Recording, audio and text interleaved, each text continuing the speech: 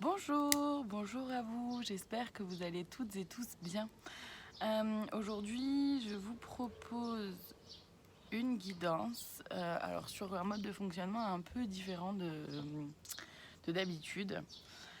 Parce que habituellement pour les guidances, c'est vrai que les guides m'envoient plus ou moins une info pour me faire comprendre qu'il va y avoir une vidéo avec généralement à peu près le thème de la vidéo. Voilà. Du coup, je sais que je dois me tenir prête dans la journée pour pouvoir faire une guidance.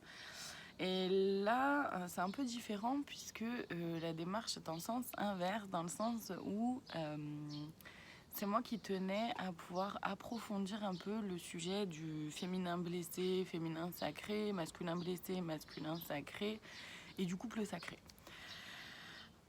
Donc,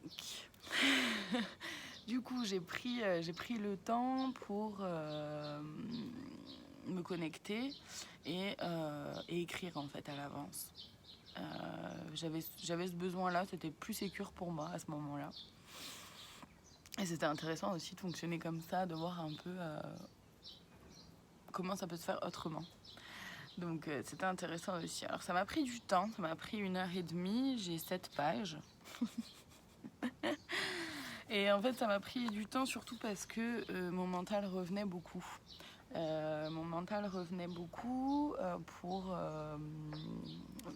voilà, il venait un peu biaisé ou il venait un peu...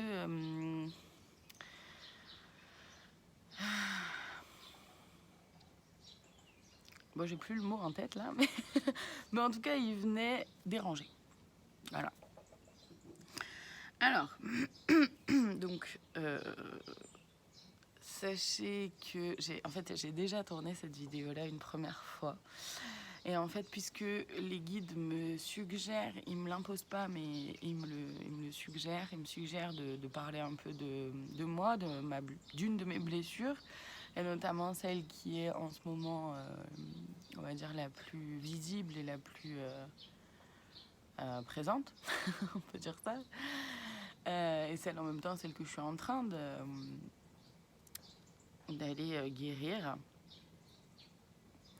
Du coup, c'est vrai que quand je l'ai tourné la première fois, j'étais un peu en mode pilote automatique et je me suis...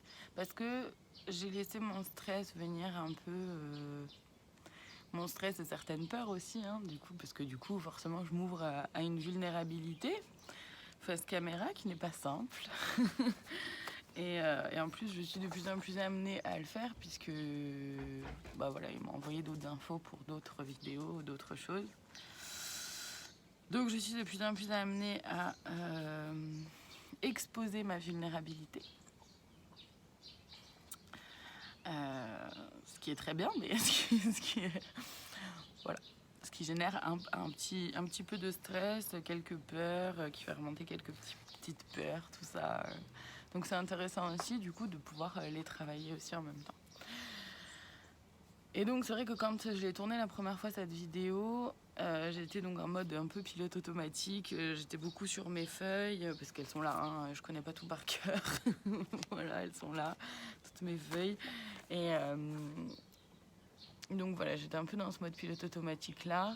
Et du coup un peu déconnectée des guides qui malgré tout sont là aussi pendant que je tourne cette vidéo. Ils sont quand même là avec nous, hein, de toute façon. Donc, et du coup, il y a d'autres choses qui me sont venues après avoir tourné la vidéo et j'ai compris, je me suis dit, ouais, ok, il faut que je la refasse en fait, c'est pas possible, je peux pas, c'est la première fois en plus que je refais une vidéo, mais je peux pas, il manque trop de choses et ça manquait aussi d'authenticité, c'était clairement vraiment le mode pilote automatique, et voilà, pas plus quoi. Donc ça me correspondait pas franchement quoi. Même si voilà, je parlais de moi, etc., ça me correspondait pas des masses. Quoi. Donc, on va commencer. On va commencer donc en s'intéressant d'abord au féminin,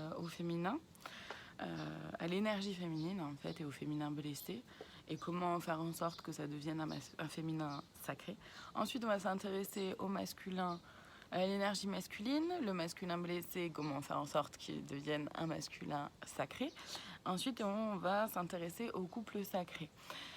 Et le couple sacré, là, vraiment, c'est le couple sacré à l'intérieur de nous dont on va parler aujourd'hui dans cette vidéo. C'est pas le couple sacré de deux êtres dans la matière qui s'aiment. Voilà, on va parler du couple sacré à l'intérieur de nous-mêmes. Et ensuite, je parlerai du coup de ma blessure actuelle, qui est là depuis un moment, mais voilà. Alors, l'énergie féminine. Là, ça commence. L'énergie féminine. Donc, il faut savoir que c'est elle qui... l'énergie féminine représente donc nos émotions, notre intuition, notre sensibilité, mais aussi notre créativité. C'est également la relation aux femmes de ma vie, donc avec autant maman que la sœur, que la voisine, que la cousine, enfin voilà. Mais c'est aussi la relation de soi à soi. Et ça correspond au yin, à la partie yin à l'intérieur de nous.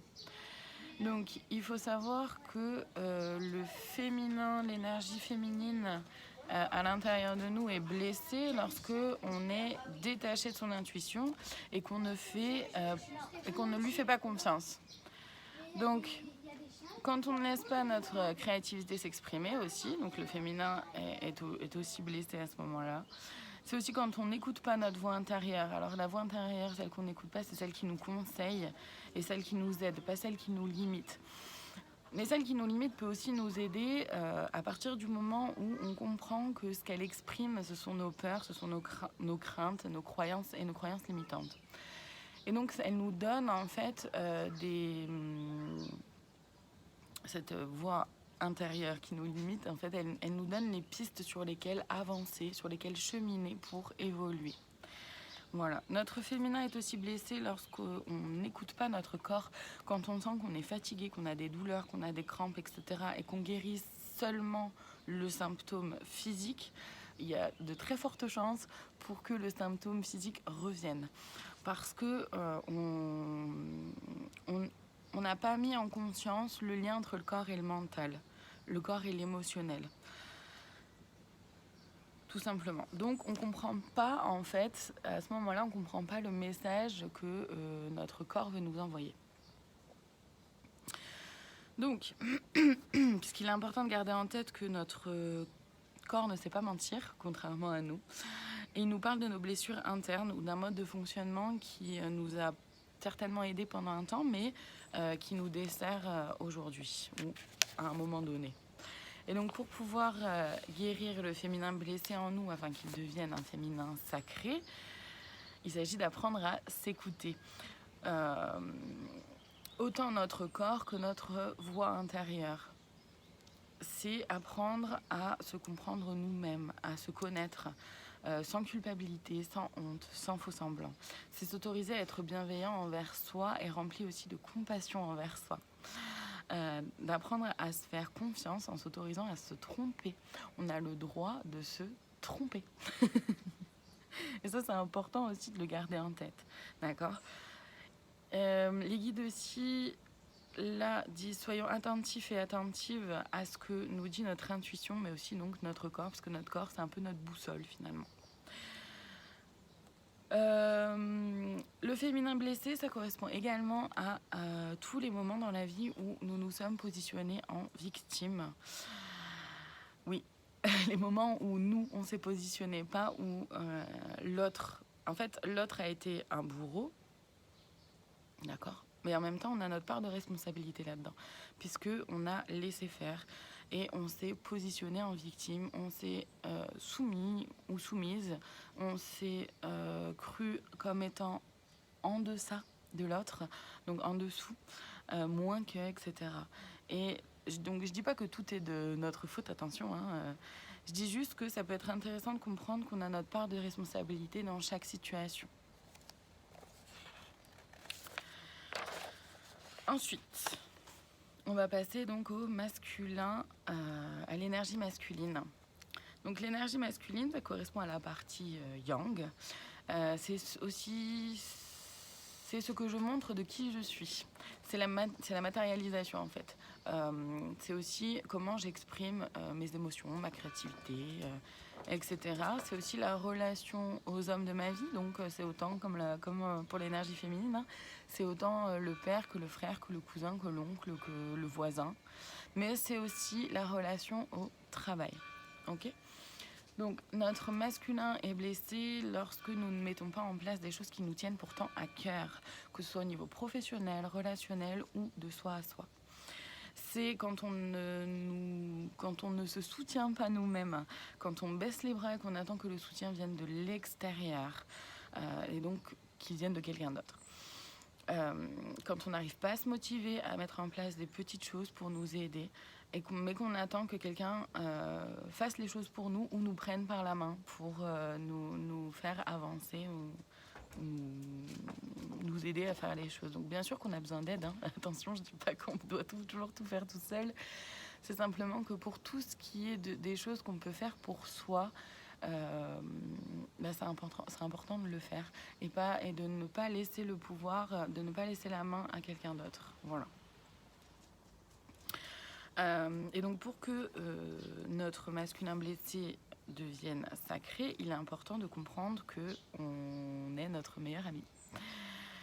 Parce que personne ne pourra nous soutenir dans nos projets mieux que nous-mêmes et personne ne pourra faire quoi que ce soit à notre place d'ailleurs. Donc, il s'agit d'être pleinement responsable de soi, de passer à l'action quand c'est le bon moment pour nous. D'accord ? Et de la façon dont il nous convient aussi, parce qu'on a chacun notre rythme et on a chacun notre mode de fonctionnement. Et ce qui va être ok pour quelqu'un ne le sera pas pour quelqu'un d'autre. Donc c'est pour ça que c'est important de bien garder sa responsabilité, parce que sinon on peut être amené à se coller un peu au mode de fonctionnement de quelqu'un d'autre, de papa, de maman, du conjoint, du mari, de la sœur, de la femme, etc. Et donc on ne se respecte pas à ce moment-là parce qu'on ne respecte pas son timing. Il s'agit donc de faire des choix en conscience. Le masculin blessé correspond également au bourreau à l'intérieur de nous-mêmes, parce qu'on a tous été bourreaux et victimes. D'accord ? Toutes et tous, on a pris tour à tour ces rôles-là, le rôle de victime et le rôle de bourreau. Et donc là aussi, on a notre responsabilité. Qu'est-ce que ça m'a amené de montrer à l'autre que c'est moi qui détiens le pouvoir ?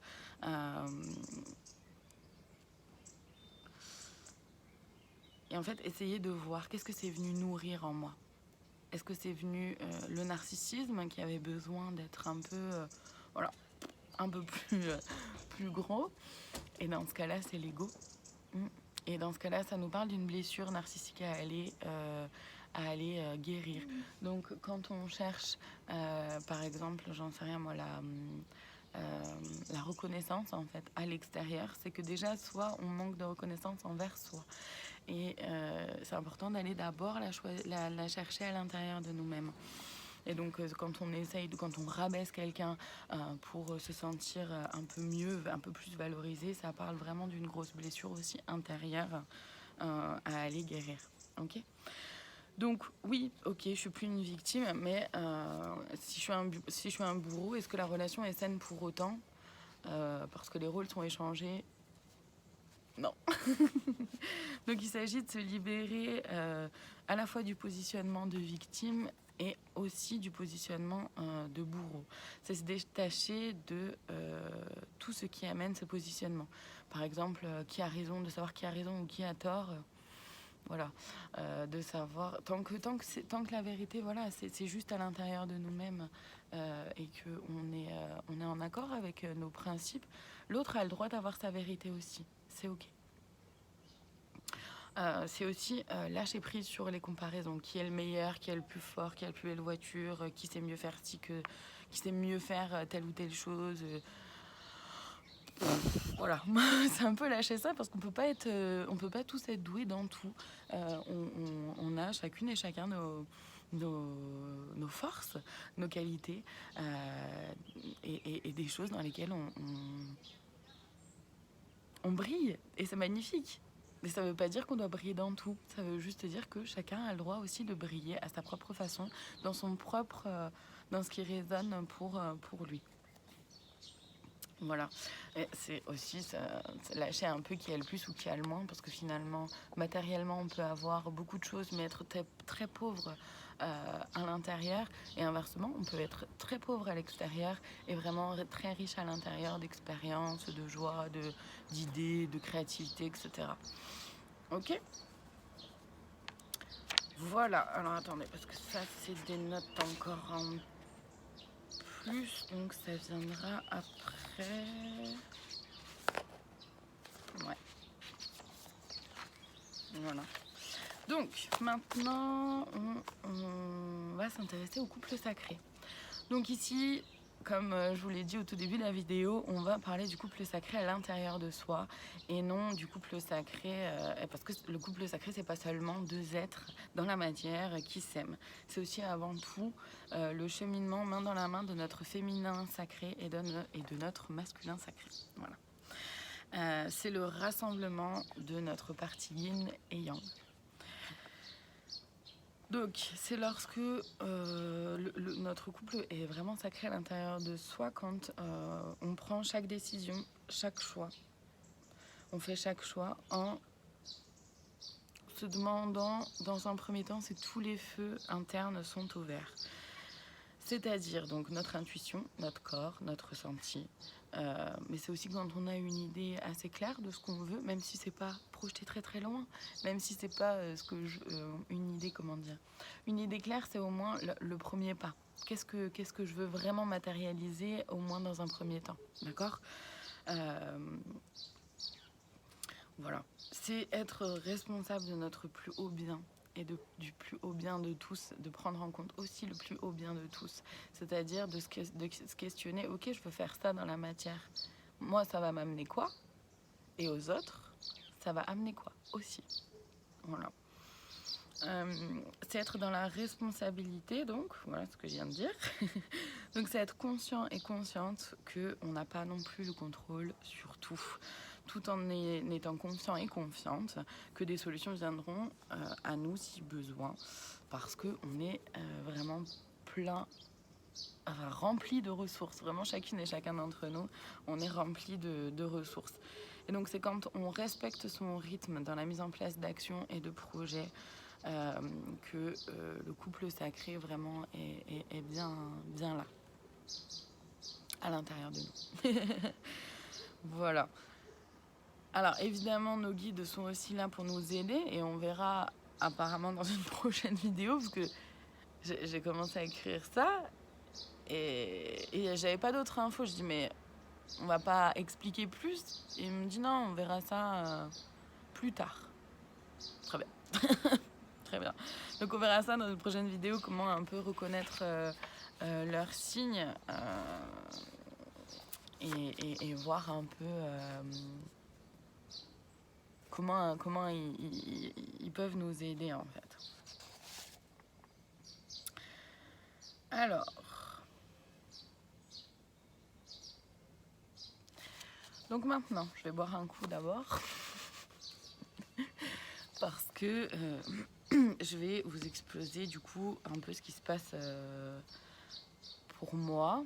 Alors pas que en ce moment, hein, c'est une blessure qui est là depuis longtemps, qui s'est installée déjà quand toute petite, vraiment. Voilà, donc je vais boire un petit coup, vous donner un peu de courage.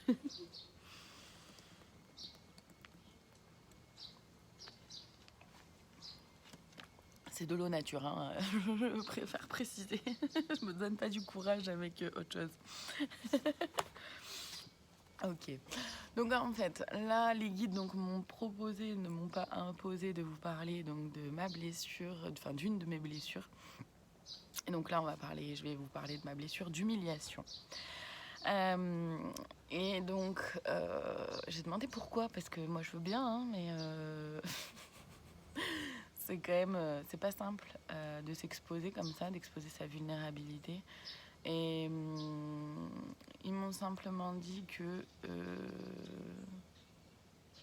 peut-être, déjà ça va m'aider moi, Et peut-être que ça va aussi pouvoir aider certaines personnes à mieux comprendre le cheminement intérieur pour aller connecter avec ces blessures.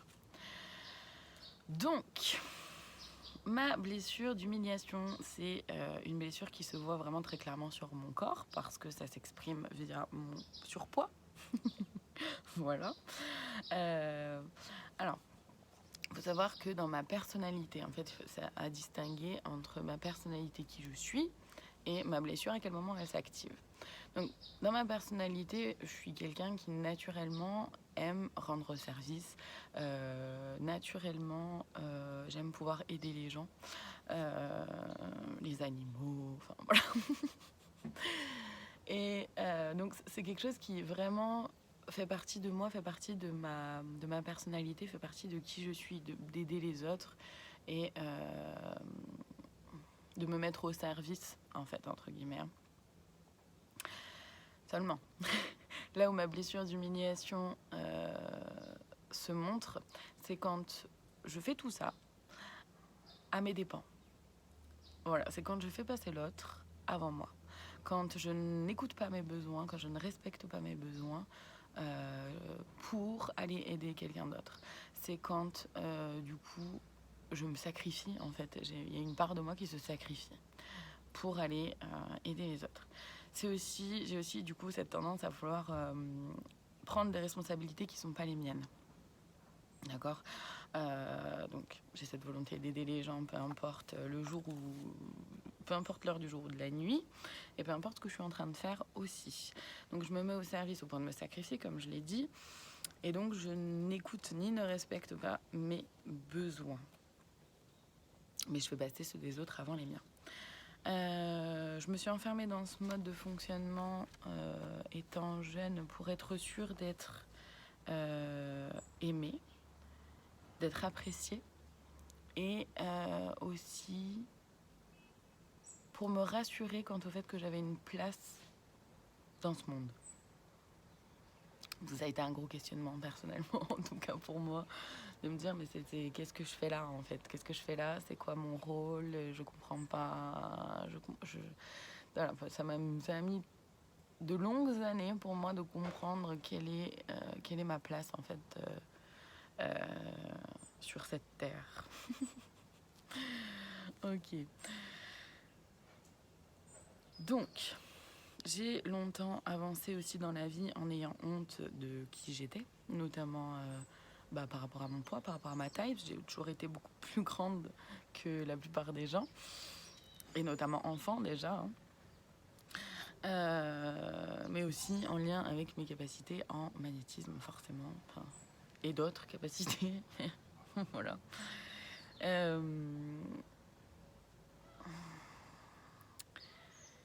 Et j'ai aussi longtemps culpabilisé, mais même pour des choses qui ne m'appartenaient pas non plus. J'ai aussi cru que je ne méritais pas. Je n'étais pas méritante de recevoir l'attention, l'amour, la reconnaissance des autres, et donc encore moins la mienne.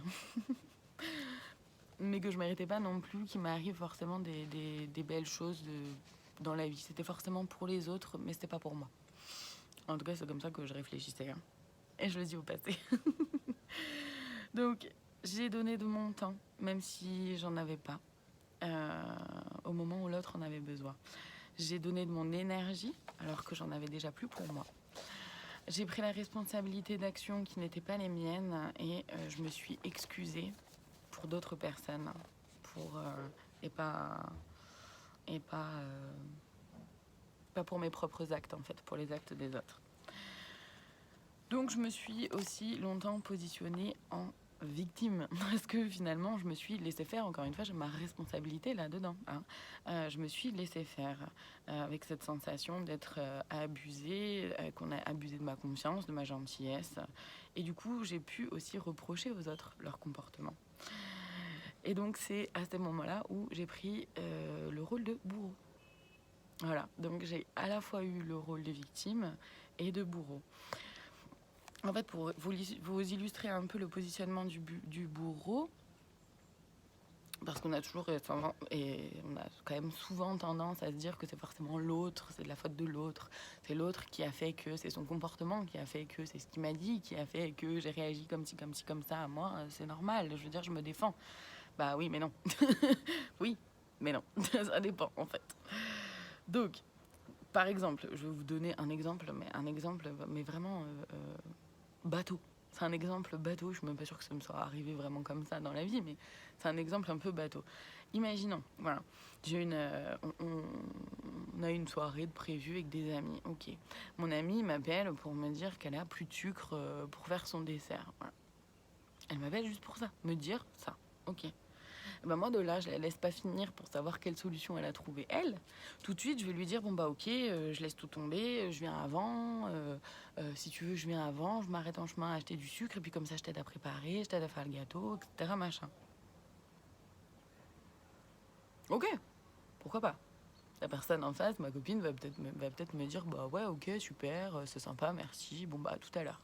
Ok. Et puis en fait après, donc je vais y aller, je vais acheter le sucre, je vais faire le dessert avec, etc. Mais en fait, déjà, de base, je lui propose ça, alors que déjà, ça m'arrange pas, parce que potentiellement, je suis pas douchée, je suis pas prête, j'ai pas préparé mes affaires, ou j'avais prévu de faire un petit truc avant, que du coup, bah, je laisse tomber. Ok. Alors que elle m'a rien demandé, ma copine. Elle m'a juste appelé pour me dire, j'ai plus de sucre. Je suis trop dégoûtée, j'ai plus de sucre. D'accord. Et en plus, une fois que, par exemple, les invités vont arriver chez ma copine, etc., ben moi, je vais lui reprocher. Je vais lui dire, ah là là, j'ai pas eu le temps de me préparer correctement parce qu'il a fallu que je vienne en avance pour acheter du sucre et pour faire le gâteau et pour l'aider et machin et truc. Alors qu'en fait, elle m'a pas demandé mon aide. Et donc, c'est comme si... En fait, elle m'a pas demandé de mon aide. Et puis en plus, elle avait pas forcément besoin de moi pour aller acheter du sucre et faire son gâteau, quoi.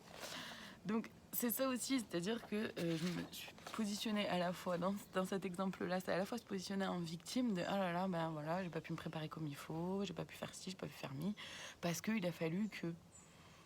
Et donc, du coup, je suis à la fois en victime et à la fois en bourreau, parce qu'il a fallu que. Et je la montre du doigt et je vais bien comprendre que c'est de sa faute. Alors que c'est pas de sa faute, c'est de la mienne. Moi, elle m'a pas demandé, elle m'a pas dit, ma copine à ce moment-là, elle m'a pas dit est-ce que ça t'embêterait de venir un peu plus tôt, si tu peux me prendre du sucre au passage, que je finisse vite fait le dessert, etc. Elle me l'a pas demandé. Elle m'a juste dit je suis dégoûtée, j'ai plus de sucre, j'ai pas pensé à racheter du sucre pendant les courses. C'est tout. Et moi, tout de suite, j'ai pris des responsabilités de dire bah ok, j'arrive, je lâche tout, je me suis mis au service et machin, un truc. Donc, c'est l'exemple là. Et c'est vraiment très insidieux, c'est très infime, c'est pas grand chose, sauf que c'est comme ça au quotidien. Donc c'est vraiment essayer d'être vigilant et vigilante sur son mode de fonctionnement vraiment. Et sur à quel moment est-ce que je me respecte ou pas. Et à quel moment est-ce que je m'écoute ou pas. Donc aujourd'hui, c'est vrai que je me mets quotidiennement à l'épreuve par rapport à mon métier que j'ai choisi hein, et que j'aime profondément. Enfin, c'est un métier passion, co-création avec les guides. J'aime profondément ce que je fais et je me vois pas faire autre chose d'ailleurs. Parce que ça y est, j'ai trouvé ma place. Mais du coup, maintenant, je le fais en conscience. C'est-à-dire que j'accepte avec joie de donner mon temps quand j'en ai. Je n'offre plus dans les soins énergétiques, par exemple, en magnétisme. C'est vrai que pendant très longtemps, je magnétisais pas. Ou très peu, parce que je donnais de mon énergie, ça me pompait mon énergie. En plus, c'est moi qui récupérais le mal des autres. Donc, si je magnétisais quelqu'un qui avait un torticolis, bah, c'est moi qui me retrouvais avec le torticolis pendant 3 jours. Voilà. Donc pendant très longtemps, j'ai pas, voire très peu magnétisé. Alors que maintenant, j'ai compris que au lieu d'offrir mon énergie, ben, je sers de canal, tout simplement. Je sers de chemin, de passage, pour mettre à disposition les énergies positives de l'univers et pour la mettre à disposition de la personne qui en a besoin. Voilà. Je ne m'excuse plus pour ce que je n'ai pas fait et j'essaye de prendre uniquement ma responsabilité et pas celle des autres en plus de la mienne.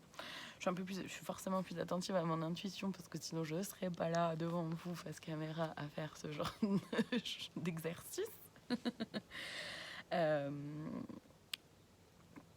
Je suis aussi bien sûr plus attentive à mes ressentis, à ce que mon corps me dit, parce que j'essaye de faire toujours le lien entre ce qui se passe à l'intérieur et émotionnellement, en fait, entre mon corps, ce qu'essaye de me dire mon corps. Alors c'est pas toujours simple tout seul, donc souvent j'en parle un peu avec des amis ou quoi. Et je chemine moi-même aussi, hein, à travers des séances de kinésiologie ou un truc comme ça. Donc, j'apprends aussi à poser des limites pour me respecter, pour respecter mes besoins. Parce que comme tout à chacun, je suis encore en chemin aussi.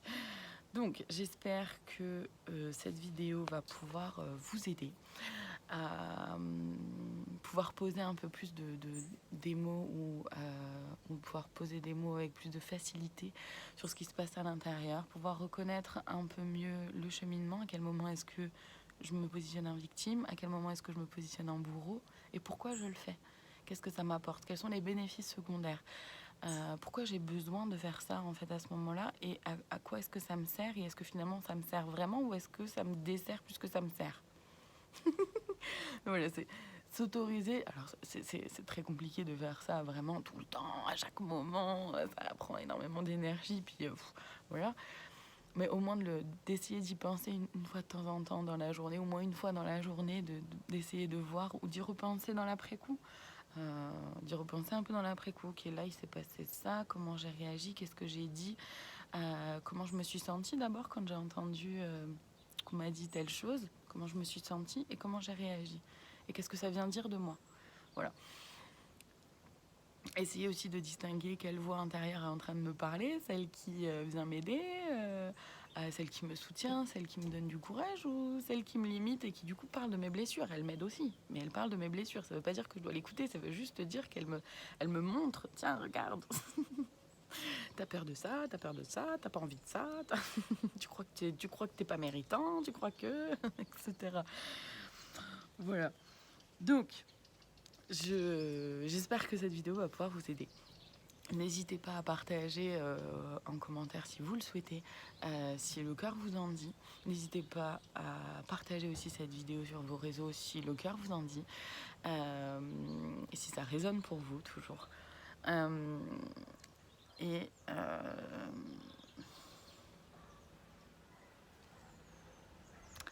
Je nous souhaite vraiment à chacune et chacun d'entre nous de nous aimer soi-même inconditionnellement.